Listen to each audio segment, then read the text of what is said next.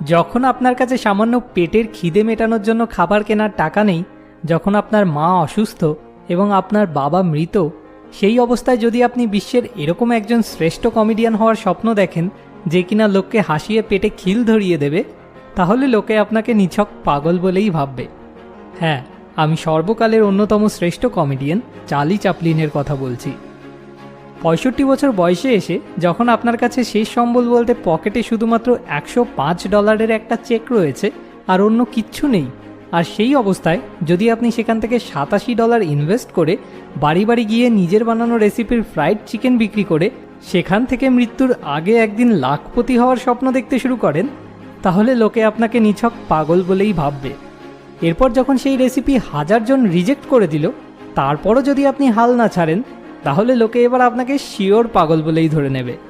হ্যাঁ, আমি কেএফসির founder colonel স্যান্ডার্সের কথা বলছি। 88 বছর বয়সে এসে যখন তিনি মারা যান, তখন তিনি একজন লাখপতি না, বরং একজন কোটিপতিতে পরিণত হয়েছিলেন। যখন আপনার জীবনের প্রথম স্ট্যান্ড আপ কমেডি পারফরমেন্সের সময় অডিয়েন্সের গালাগালি খেয়ে আপনাকে স্টেজ ছাড়তে হয়েছিল, এবং তারপর যখন আপনার জীবন চরম দারিদ্রতার মধ্যে দিয়ে কাটছে, আপনার একটা বাড়ি ভাড়া দেওয়ার মতো টাকাটুকুও পকেটে নেই, ফলে বলতে গেলে প্রায় রাস্তায় শুয়েই আপনাকে রাত কাটাতে হচ্ছে,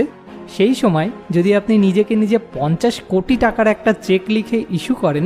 তাও সেটা আবার মাত্র 10 বছর পরের কোনো একটা ডেটে কোনো একটা মুভিতে অ্যাক্টিং করে পাওয়ার জন্য হয়, তাহলে লোকে আপনাকে নিছক পাগল বলেই ভাববে। হ্যাঁ, আমি বিখ্যাত হলিউড স্টার জিম ক্যারির কথা বলছি।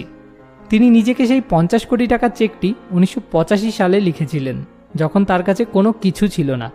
আর ঠিক তার 10 বছর পরে 1995 সালে বিখ্যাত হলিউড মুভি ডাম্ব অ্যান্ড ডাম্বারে অ্যাক্টিং করার জন্য তিনি একটি 50 কোটি টাকারই চেক পেয়েছিলেন। যখন আপনার পুরো জীবনটাই একটা দুঃস্বপ্নের মতো, মাত্র 7 বছর বয়সে আপনার পুরো ফ্যামিলিকে আপনাদের নিজেদের বাড়ি থেকে বার করে দেওয়া হয়েছিল, আপনি নিজের মা এবং বোনকে নিজের চোখের সামনে মারা যেতে দেখেছেন, 2 বার করে ব্যবসায় সম্পূর্ণ ব্যর্থ হয়ে পুরোপুরি ব্যাংক্রাফট হয়ে গেছেন, এবং তারপর আপনার নিজের সন্তান আপনার চোখের সামনে মারা যাওয়ার পর আপনার বেশ কয়েকবার নার্ভাস ব্রেকডাউন ঘটে গেছে, আপনি নিজের জীবনে সব মিলিয়ে 8 বার ইলেকশনে দাঁড়িয়ে পরাজিত হয়েছেন, এবং এই সমস্ত কিছুর পরও যদি আপনি একদিন নিজের দেশের প্রেসিডেন্ট হওয়ার স্বপ্ন দেখেন, তাহলে লোকে আপনাকে নিছক পাগল বলেই ভাববে। হ্যাঁ, আমি আমেরিকার 16th প্রেসিডেন্ট আব্রাহাম লিঙ্কনের কথা বলছি।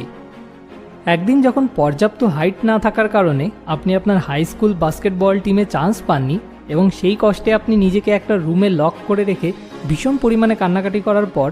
হঠাৎই উঠে দাঁড়িয়ে প্রতিজ্ঞা করেন যে একদিন আপনি গোটা বিশ্বের মধ্যে সবথেকে শ্রেষ্ঠ